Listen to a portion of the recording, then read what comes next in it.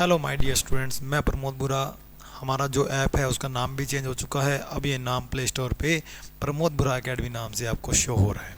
तो आज हम हमारा एक फर्स्ट टॉपिक स्टार्ट करते हैं जो 12th क्लास का है, फिजिक्स का है। उस टॉपिक का नाम है रे ऑप्टिक्स का एक टॉपिक है। चैप्टर का नाम रे ऑप्टिक्स है और इसका टॉपिक का नाम है सिंपल माइक्रोस्कोप, कंपाउंड माइक्रोस्कोप और टेलीस्कोप। इसमें से क्वेश्चन आने के पूरे पूरे चांस हैं।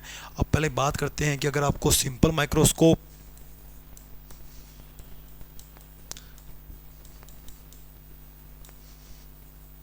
या कंपाउंड माइक्रोस्कोप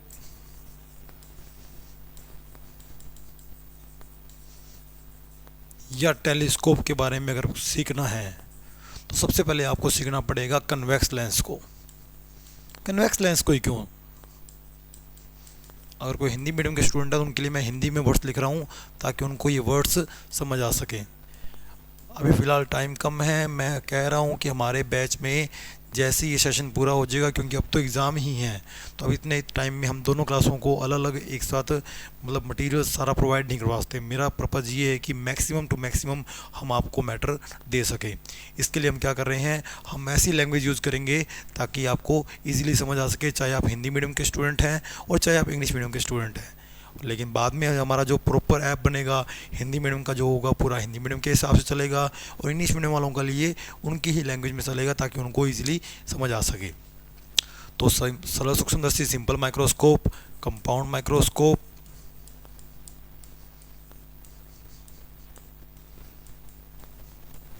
और टेलीस्कोप।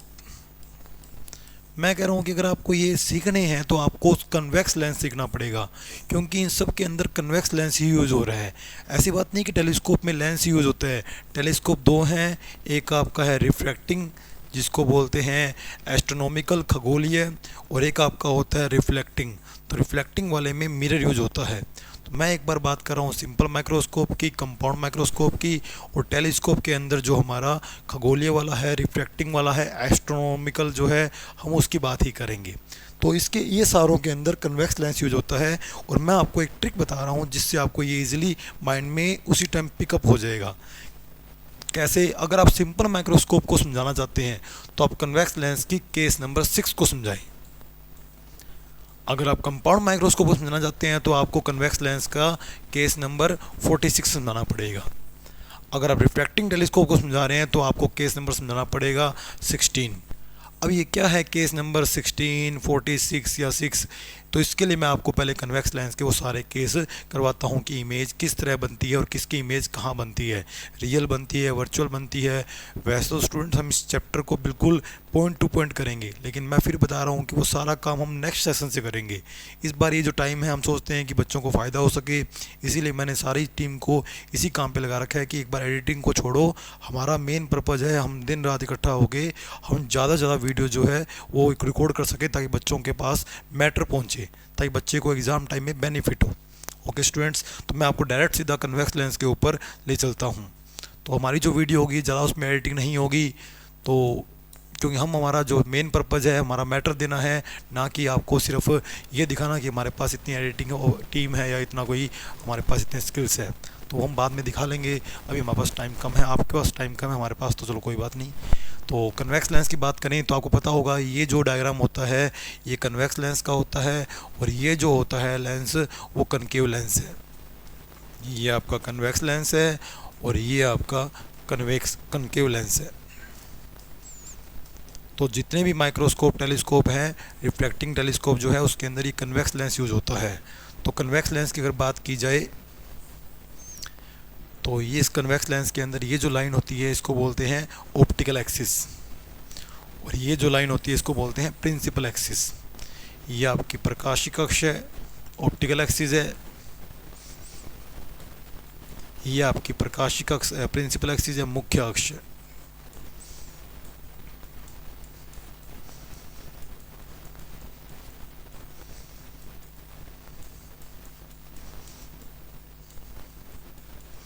दोनों एक्सिस जिस पॉइंट पे करती है उसको बोलते हैं ऑप्टिकल सेंटर।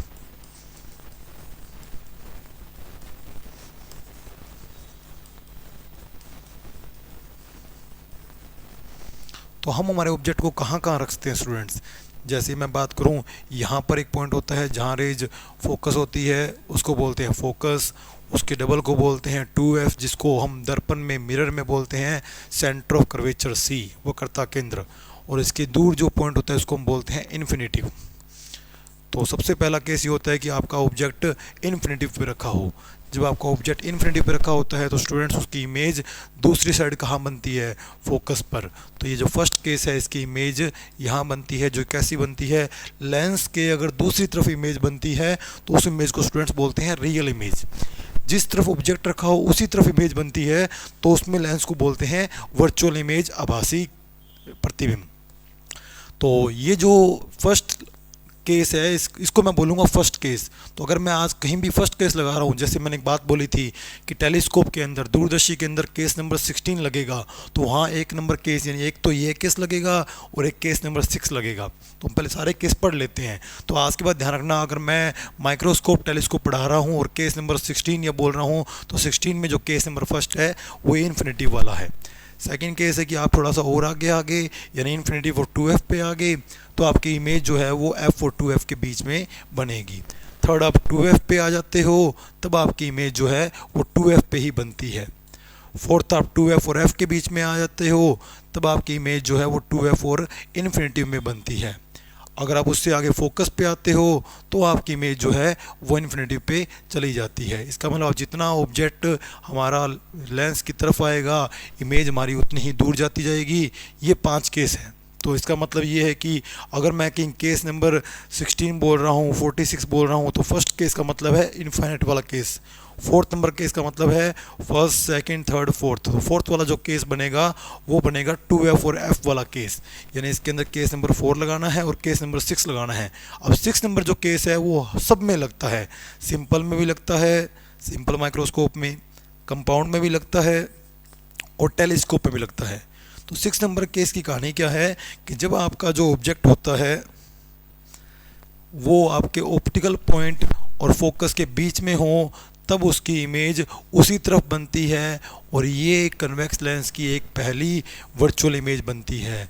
तो इस कारण आपकी इमेज जो है बड़ी बन रही है, सीधी बन रही है और ये वर्चुअल इमेज है। मैं आपको पहले ही बोल चुका हूँ, अगर आपकी इमेज लेंस के, ऑब्जेक्ट लेंस के इधर रखा हुआ है और इमेज लेंस के उस साइड बन रही है, उन इमेज को बोलते हैं रियल इमेज।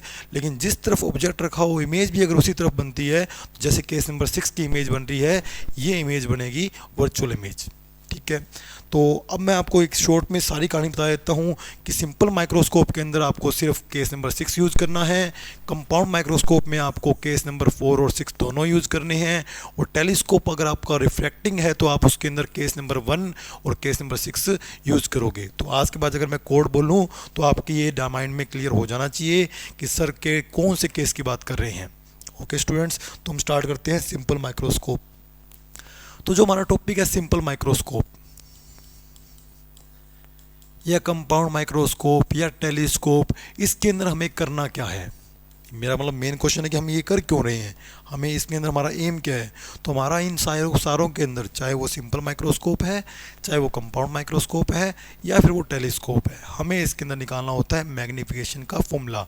वो मैग्नीफिकेशन जो स्टूडेंट्स आप पहले ही पढ़ चुके हो कि मैग्नीफिकेशन होता है इमेज की हाइट अपॉन ऑब्जेक्ट की हाइट।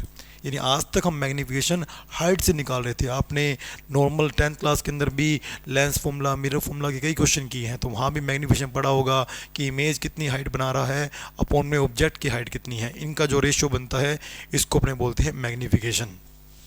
इसको हम लेंस के लिए V/U से भी फाइंड कर सकते हैं। तो आज हम माइक्रोस्कोप के अंदर ना तो हाइट यूज़ करेंगे, ना ये V और U यूज़ करेंगे, हम यूज़ करेंगे एंगल, बीटा अपॉन में अल्फ़ा। ये इमेज का है, ये इमेज की डिस्टेंस है, तो ये एंगल भी किसका होगा, इमेज का होगा। ये ऑब्जेक्ट की हाइट है, ये ऑब्जेक्ट की डिस्टेंस है, तो ये एंगल भी क्या होगा, ऑब्जेक्ट का होगा।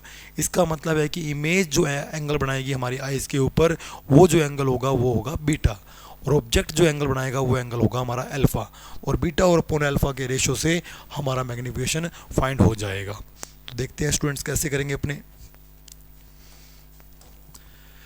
तो सिंपल माइक्रोस्कोप की बात करें, और मैं आपको पहले ही बता देता हूँ कि जो माइक्रोस्कोप के जितने भी टॉपिक्स हैं, माइक्रोस्कोप के जितने भी टॉपिक्स हैं, माइक्रोस्कोप के अंदर जो अल्फ़ा है, अल्फ़ा हम पहले बोल चुके हैं, अल्फ़ा क्या होता है, ऑब्जेक्ट जो एंगल बनाता है आई पे, तो उसका सिस्टम फिक्स है कि हम हमारे ऑब्जेक्ट को कहाँ रखेंगे, 25 सेमी पर रखेंगे। 25 सेमी स्टूडेंट्स क्यों? क्योंकि एक हेल्थी पर्सन का जो नियर पॉइंट होता है वो 25 सेमी होता है। तो हम हमारे ऑब्जेक्ट को 25 सेमी पर रख के उस टाइम जो एंगल बन रहा होगा वो एंगल हमारा अल्फ़ा होगा। तो ये हमारा कोई ऑब्जेक्ट है, मान लो ए बी, जब ये 25 सेमी पर रखा होगा तब जो एंगल बन रहा होगा आइज़ के ऊपर वो एंगल अल्फ़ा होगा, और बीटा जो होगा वो इमेज बनाएगा, वो हम देखेंगे। तो मैं आपको सिंपल माइक्रोस्कोप को स्टार्ट करते हैं अपने आज।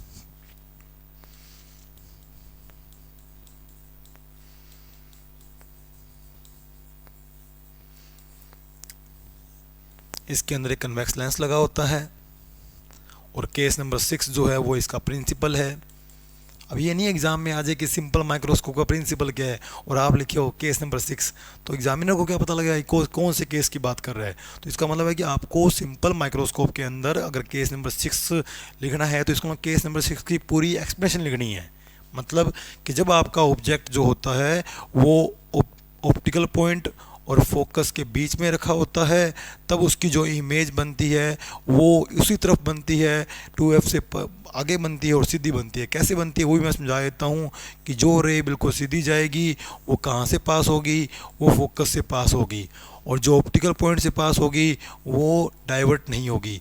इन दोनों रेज को हम अगर पीछे की तरफ एक्सटेंड करें तो ये हमें किसी एक पॉइंट से आती हुई दिखेगी और वहाँ हमारी इमेज बनेगी। तो ये है केस नंबर 6, जिसके कारण हमारी इमेज कैसी बनी है, सीधी बनी है, बड़ी बनी है।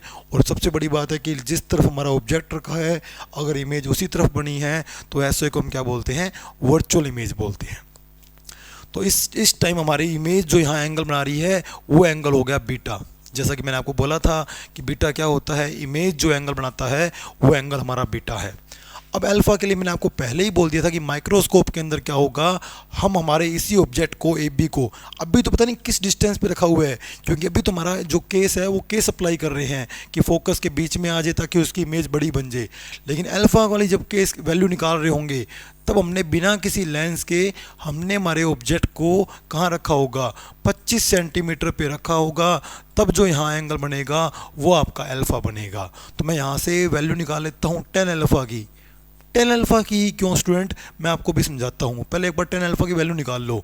अगर हिंदी मीडियम का कोई बच्चा है तो उसको पता है कि 10 होता है लंब बटा कर्ण। अगर इंग्लिश मीडियम का कोई बच्चा है तो होता है परपेंडिकुलर अपॉन में बेस। तो एंगल के सामने उसका परपेंडिकुलर हो गया, लंब हो गया, वो हो गया ए बी अपॉन में बेस हो गया उसका कितना, -d। तो उस बच्चे ने 10 अल्फ़ा निकाल लिया, जबकि उसको अल्फ़ा निकालना था। तो मैंने उसको 10 अल्फ़ा क्यों निकालने को बोला है ये मैं आपको अभी थोड़ी देर में ही क्लियर कर रहा हूँ। और बीटा की जो कहानी है आपको पता होगा, 10 बीटा क्या होता है। 10 बीटा होता है कि इमेज जो एंगल बनाती है, अब इमेज यहाँ पर जो देखने वाला है ऑब्जर्वर, उसकी आइज़ के ऊपर ये जो इमेज एंगल बन रहा होगा ये एंगल जो बनेगा ये बीटा बनेगा। तो मैं इस ट्रायंगल से भी निकाल सकता हूँ क्यों बीटा इसमें भी आ रहा है, और इस ट्रायंगल से भी निकाल सकता हूँ क्यों बीटा इसमें भी आ रहा है। मैं दोनों ही लिख लेता हूँ, जो मेरे काम का होगा वो मैं निकाल लूँगा। स्टूडेंट्स मैंने आपको पहले ही बोला है कि हमारा काम है मैग्नीफिकेशन निकालना। अब मैं बीटा अपॉन अल्फ़ा को 10 बीटा अपॉन 10 अल्फ़ा क्यों लिख रहा हूँ, क्योंकि स्मॉलर के केस में tan थीटा थीटा होता है। अब स्टूडेंट्स आप कहोगे कि सर साइन थीटा भी तो थीटा होता है, तो आप साइन थीटा भी निकाल सकते थे। तो जो हमारा कंडीशन बन रही है, अब साइन थीटा का अगर निकालते साइन अल्फा तो बनता परपेंडिकुलर अपॉन में हाइपोटेनियस, यानी लंब बटा कर्ण। और कर्ण हमारे को यहाँ पर कोई काम का नहीं है, क्योंकि ये डिस्टेंस हमारी प्रिंसिपल एक्सिस के ऊपर होती है जो कुछ ना कुछ बन सकती है, और ये डिस्टेंस हमारी हाइट बन सकती है।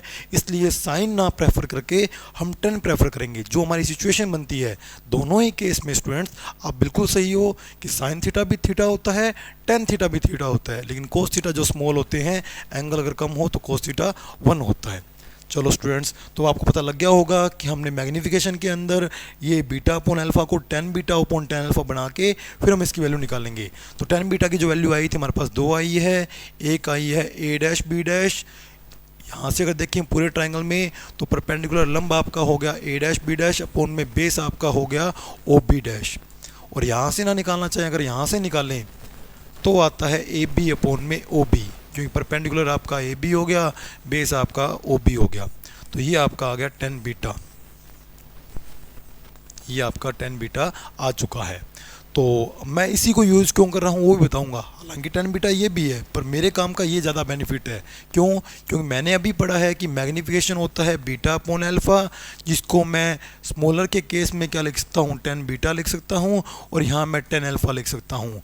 और अगर मैं इनकी वैल्यू पुट करूँ तो 10 बीटा की जो वैल्यू आई है स्टूडेंट्स, मैं वो ये यूज़ ना करके ये यूज़ कर रहा हूँ। तो क्या वैल्यू यूज़ कर रहा हूँ, ए बी अपॉन में ओ बी, और अपोन में 10 अल्फ़ा है, इसके अपोन में 10 अल्फ़ा होगा, वो ऊपर आके रिवर्स हो जाएगा, तो उसकी वैल्यू बनेगी माइनस डी अपॉन में ए बी, और हमारा ए बी से बी क्या हो गया, कैंसिल हो गया। इसीलिए मैंने 10 बीटा की वैल्यू इस ट्रायंगल से रखी थी, ताकि हमारा ए बी जो है वो कैंसिल आउट हो सके। और हमारा जो मैग्नीफिकेशन का फॉर्मूला है वो अब क्या बन चुका है स्टूडेंट्स, देखें ध्यान से, माइनस डी अपॉन में ओ बी। अब जो ओ से बी है स्टूडेंट्स, ओ से जो बी है वो ऑब्जेक्ट की डिस्टेंस है, और ऑब्जेक्ट की डिस्टेंस को हम यू लिखते हैं। अब रेज इधर से आ रही है, हम इधर जा रहे हैं, तो हम इंसिडेंट रेज के अपोजिट जा रहे हैं, तो ये जो यू बनेगा वो माइनस का यू बनेगा। तो minus D upon minus you, it means हमारा मैग्नीफिकेशन बन गया डी बाई यू। इसके दो केस भी होते हैं, वो केस भी हम करते हैं। तो सबसे पहले आप ये देखें कि आपका जो 10 अल्फ़ा आया था स्टूडेंट्स, वो आपका आया था ए बी अपॉन में माइनस डी, और 10 बीटा जो आया था वो 2 आए थे। आपने जो यूज़ किया था वो यूज़ किया था ए बी अपॉन में ओ बी। मैं आपको एक बार डायग्राम दोबारा दिखा देता हूँ कि हमने कैसे यूज़ किया। तो जो आपका 10 अल्फ़ा आया था वो आया था ए बी अपॉन में माइनस डी, 10 बीटा आपके 2 बने थे, आपने ये ट्रायंगल यूज़ ना करके ये ट्रायंगल यूज़ किया, और इस ट्रायंगल के अंदर जो बीटा 10 बीटा बना वो आपका बना ए बी अपॉन में ओ बी। जैसे आपने ये दोनों वैल्यू रिप्लेस की कहाँ पर, मैग्नीफिकेशन के फॉर्मूले में, जो आपका बीटा अपॉन अल्फ़ा था, जिसको आपने कन्वर्ट किया स्मॉलर केस में कि आप इसको 10 बीटा, इसको 10 अल्फ़ा लिख सकते हैं। ये सारी वैल्यू रख के डायरेक्शन पुट की, तो आपका ये जो बना माइनस डी अपॉन में माइनस यू बना, माइनस से माइनस कैंसिल हो गया, और आपका मैग्नीफिकेशन आ गया डी बाई यू। इसके 2 केस हैं, 2 केस इसके भी हैं, वही 2 केस कंपाउंड के भी हैं, और वही 2 केस टेलीस्कोप के भी हैं। जिनको भी इन 2 केस में दिक्कत है एक बार समझने की कोशिश करें। अगर किसी को समझ नहीं आ रहा तो कोई टेंशन वाली बात नहीं है स्टूडेंट, क्योंकि यही 2 केस आप कंपाउंड में भी लगाएंगे। अगर वहाँ भी समझ नहीं आया तो टेलीस्कोप में भी लगाएंगे। और मैं गारंटी लेता हूँ कि अगर आप 3 केस बार लगातार देख लेते हो तो तीसरे केस के बाद आपकी जो स्पेशल केस मैं करवाने जा रहा हूँ ये डैम श्योर क्लियर हो जाएंगे। देखते हैं स्टूडेंट्स क्या है केस, कि फर्स्ट केस ये है कि आप चाहते हो कि जो आपकी इमेज है वो इनफाइनाइट पे बने। मतलब मैं ये चाहता हूँ कि जो ऑब्जेक्ट था जिसको मैं देखना चाहता था माइक्रोस्कोप से, उसकी जो इमेज बने वो इनफाइनाइट पे बने। कैसे बनेगी स्टूडेंट्स, सबको पता है इमेज इनफाइनाइट पे कब बनती है, जब आपका ऑब्जेक्ट कहाँ रखा होता है, फोकस पे। केस नंबर आप 5 पढ़ लो कि अगर ऑब्जेक्ट फोकस पे रखा होता है उसकी इमेज कहाँ बनती है, इनफाइनाइट पे। तो जो आपका मैग्नीफिकेशन का फॉर्मूला है डी बाई यू, वो इस केस में क्या बन जाएगा, डी बाई एफ बन जाएगा। दूसरा, इसको आप उस लेंस फॉर्मूले से भी ड्राइव कर सकते हो कि 1/f is equal 1/v minus 1/u। मैं चाहता हूँ कि मेरी इमेज कहाँ बने, इनफाइनाइट पे। ऑब्जेक्ट रखा तो लेंस के इधर ही होगा, वो माइनस का होगा, और कन्वेक्स लेंस की फोकस प्लस की होती है, तो ये बन जाएगा 1/u, ये 0 हो जाएगा। तो 1/f इज इक्वल 1/u। तो यहाँ से भी आप कह सकते हो कि ऑब्जेक्ट आपका कहाँ रखा होना चाहिए, फोकस पे रखा होना चाहिए। आप इसको लेंस फॉर्मूले से भी ड्राइव कर सकते हो, वरना जिसको कंडीशन याद है वो डायरेक्ट में लिख सकता है कि उसको पता है कि इमेज इनफाइनाइट पे कब बनती है, जब उसका ऑब्जेक्ट कहाँ रखा होता है, फोकस पे। अब ये सबसे दूर बन गई इमेज। अब मैं चाहूँगा कि मेरी इमेज सबसे पास बने। सबसे पास मतलब क्लियर डिस्टेंस पे इमेज चाहूँगा। अब मैं ये चाहूँगा कि मेरी इमेज बने क्लियर डिस्टेंस पे। ऐसी कोई कंडीशन नहीं है, मैंने आपको कंडीशन जरूर करवाई है। मैंने आपको 6 केस करवाए हैं कि हमारा ऑब्जेक्ट इनफाइनाइट पे हो, हमारा ऑब्जेक्ट इनफाइनाइट और 2f पे हो, हमारा ऑब्जेक्ट 2f पे हो, हमारा ऑब्जेक्ट 2f और f पे हो, हमारा ऑब्जेक्ट f पे हो, हमारा ऑब्जेक्ट f और o के बीच में हो, यानी ऑप्टिकल पॉइंट ऑप्टिकल सेंटर के बीच में। लेकिन इसमें मैंने आपको कभी नहीं बताया स्टूडेंट कि यहाँ रखने पर आपकी इमेज पक्का है कि d पर बनेगी, यानी 25 सेंटीमीटर पर बनेगी। ऐसा कोई केस नहीं है। तो इसके लिए हमारे को लेंस फॉर्मूला अप्लाई करना पड़ेगा।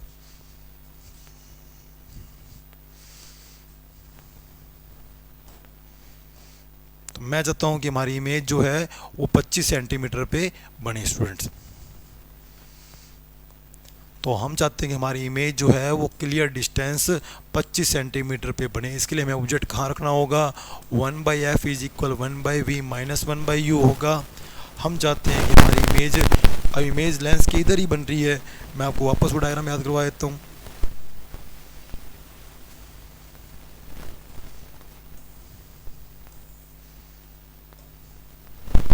इमेज हमारी सारी इधर ही बन रही है, तो इमेज जो भी होगी वो माइनस की ही डी होगी। तो स्टूडेंट्स देखते हैं एक बार। तो इमेज बन रही है माइनस डी पे, ऑब्जेक्ट भी कहीं ना कहीं इधर ही रखा होगा, तो इंसिडेंट रेज की डायरेक्शन के अपोजिट रखा होगा, तो डिस्टेंस किसकी होगी, माइनस की। और ये जो 1/d है वो इधर आके प्लस का हो जाएगा, यहाँ बनेगा 1/u। अब कोई कहता है कि काश ऊपर डी होता, मैं डी होता तो क्या कर लेता, कि एक बार डी दिखा दो सही, अगर तू यहाँ डी दिखा देगा फिर मैं आपको बता दूंगा कि क्या कर सकता हूँ। मैं कहा फिर काम कर, तो डी से मल्टीप्लाई कर ले।